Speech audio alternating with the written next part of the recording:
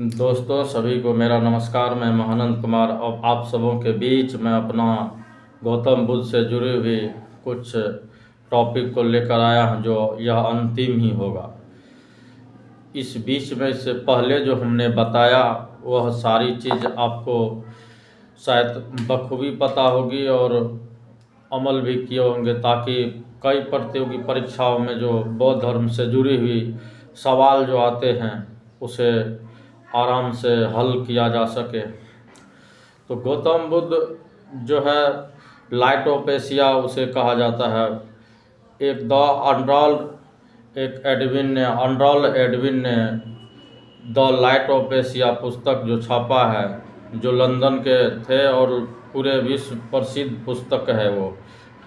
और पावा में जैसे ही बौद्ध धर्म अपने भिक्षुओं को संबोधित करने पहुँचे तो चंदू नामक एक जो अपना शिष्य था उनके यहाँ प्रसाद ग्रहण किया गौतम बुद्ध। प्रसाद ग्रहण करने के दौरान उसे रक्त अतिसार हो गया और वह जो है चंदू के द्वारा दिए गए प्रसाद अब विषाक्त होने के कारण रक्त अतिसार हो गया और गौतम बुद्ध की निर्वाण वहीं पर प्राप्त हो गई। सबसे ज़्यादा वह प्रसेनजित के समय में श्रावस्ती में अपना उपदेश दिया था, क्योंकि वहाँ सबसे ज़्यादा इनके भिक्षु थे और वर्षा ऋतु में आराम भी करते थे। वह लौट आते थे वैशाली, और लौटने के बाद फिर जब वर्षा ऋतु ख़त्म होती थी तो फिर जो है वह चले जाते थे भिक्षुओं के साथ मिलकर अलग अलग जगहों पर उपदेश देने। अपने ज्ञान के 20वें वर्ष में उंगली माल जैसे डाकुओं को भी उन्होंने मार्गदर्शन दिया था और अपना शिष्य बनाया था। उसकी भी कहानी थोड़ी अच्छी है जो बहुत को पता भी होगी। खास इम्पोर्टेंट नहीं है वो, इसलिए मैं उसको नहीं बताना चाहूँगा, क्योंकि लगभग सभी को इनके बारे में पता है। तो पावापुरी में जब वह प्रसाद के द्वारा जब वह विषाक्त प्रसाद के खाने के उपरांत जब उसकी मृत्यु हुई तो वह 8 स्तूपों में उसके स्तूप को बांटा गया। स्तूप का अर्थ होता है मिट्टी का टीला। जैसे ऊपर से कोई ढकने की जगह, जैसे कोई मृत्यु हो जाते हैं तो उसको ढकने के बाद जो टीला बनता है वही स्तूप कहलाता है। जो गौतम बुद्ध के 8 जगहों पर उस स्तूप को लाया गया। मगध, वैशाली, अन्य जगह कई जगह है, जिनमें से एक अशोक के द्वारा भी निर्मित सांची का भी स्तूप है जो मध्य प्रदेश में निर्मित है, जो बार बार पूछा जाता है। कई प्रतियोगी परीक्षाओं में सांची के स्तूप के बारे में पूछा जाता है जो मध्य प्रदेश में है। तो इस उद्देश्य के साथ उसके बाद जो मृत्यु उपरांत जो 80 वर्ष की अवस्था में गौतम बुद्ध की मृत्यु हुई 483 ईस्वी में।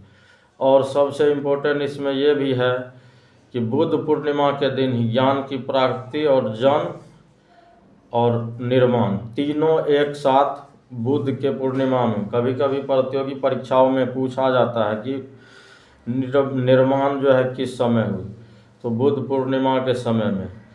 ज्ञान की प्राप्ति और जन्म तीनों एक ही समय में हुआ, निर्माण, बुद्ध का जन्म और ज्ञान की प्राप्ति।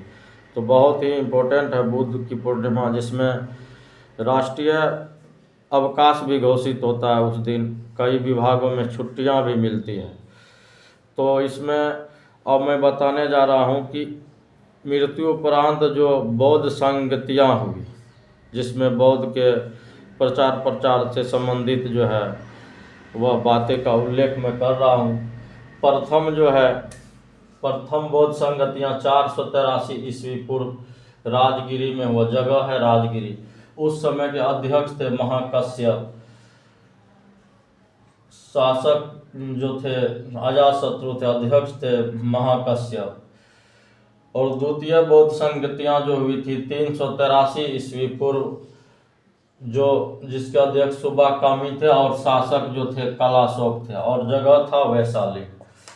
तृतीय जो है 247 ईस्वी पूर्व में पाटलिपुत्र में हुआ था, जिसके अध्यक्ष मोगलीपुत्र 30, शासक थे अशोक। ईसा, फिर चौथा बौद्ध संगतियाँ ईसा के प्रथम शताब्दी में, जिसका ईस्वी कहीं नहीं है, तो ईसा के प्रथम शताब्दी को माना। और इसके अध्यक्ष थे वसुमित, उपाध्यक्ष थे अश्वघोष, और यह कुंडलवन कश्मीर में हुआ था, कुंडलवन कश्मीर में। और सबसे इम्पोर्टेंट यह है पुस्तक बुद्ध चरित सौदरानंद सरीपुत्र, यह अश्वघोष द्वारा लिखित पुस्तक है। कई बार इसमें बच्चे कन्फ्यूजन करते हैं, जैसे कि कन्फ्यूजन करने के पीछे यह कारण है कि कभी कभी ये विशुद्ध मग जो है यह पुस्तक लिखे हैं बुद्ध घोष, और बुद्ध चरित्र जो है दे करके ऑप्शन में बुद्ध घोष भी देते हैं, जो कि कन्फ्यूजन करता है। तो याद रखें इसको, बुद्ध चरित सौदरानंद सरीपुत्र, यह अश्वघोष द्वारा लिखित है, बौद्ध से जुड़ी पुस्तक है, बौद्ध के बारे में सारा चीज़ इसमें है।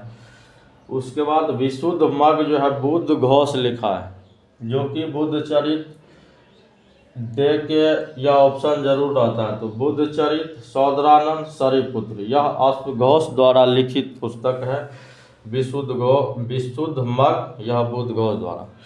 अब सवाल है नव बौद्धवाद के जन्म। पहला नव बौद्धवाद में जो है, इसमें आपको इसको अपनाया था, नव बौद्धवाद जो है भीमराव अम्बेडकर साहब को कहा जाता है, क्योंकि वह जो है अंतिम समय में बौद्ध धर्म को ही माना था और बौद्ध को बहुत सम्मान भी किया था। और अपने जितने जो अपने मतलब समाज के जो अलग अलग तबके के लोग हैं, उसको बौद्ध से जुड़ने की भी सलाह दी। उसमें मूल बात थी कि उस समय भी जातीय विडंबना का झेल झेला हुआ था। गौतम बुद्ध के द्वारा बताए मार्ग पर सभी दलित वर्ग को चलने के लिए कहा, इसीलिए नव बौद्धवाद की संज्ञा जो है भीमराव अम्बेडकर साहब को दिया जाता है, क्योंकि बौद्ध धर्म में शामिल होने के लिए जातीय बंधन थी नहीं, और उस समय पूरा अंग्रेज के समय में ही यह देश जो है जातीय संकट से जूझ रहा था। तो वैसी परिस्थिति में नव बौद्धवाद का जो है सूत्रपात जो है भीमराव अम्बेडकर साहब ने किया, और बौद्ध धर्म को अंतिम समय में वो भी अपनाए।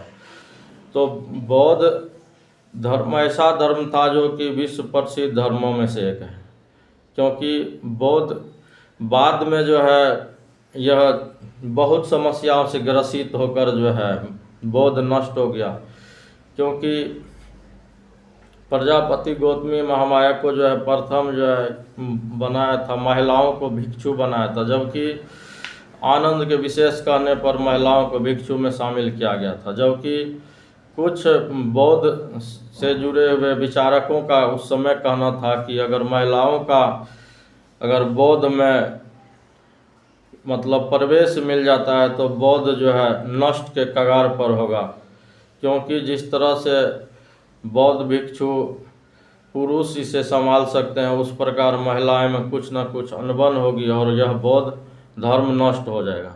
इस कारण महिलाओं को शामिल होने के लिए कुछ बौद्ध भिक्षु और विचारकों ने रोका था, लेकिन वही हुआ। अंततः बौद्ध धर्म में महिलाओं को शामिल करके बौद्ध जो है लास्ट में 2 भागों में विभाजित हो गया।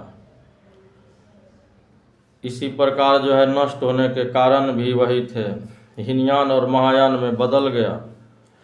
यह समस्या बहुत बड़ी आगे चल के हुई और कई जगह संकटों का सामना भी करना पड़ा। तो इस जो है बौद्ध से जुड़ी हुई बौद्ध में जो है पहली बार मानव की पूजा की गई थी, ईश्वर तुल्य मानव की, क्योंकि बौद्ध धर्म के बाद जो है मानव जो है उनको इसके मृत्युपरांत जो है उसके मतलब स्थान पर जो है बौद्ध बना के या बौद्ध कई जगह कई खोजों से कई जगह स्तूप भी मिल गए और मानव के रूप में पहला पूजा जाने वाला बौद्ध ही था।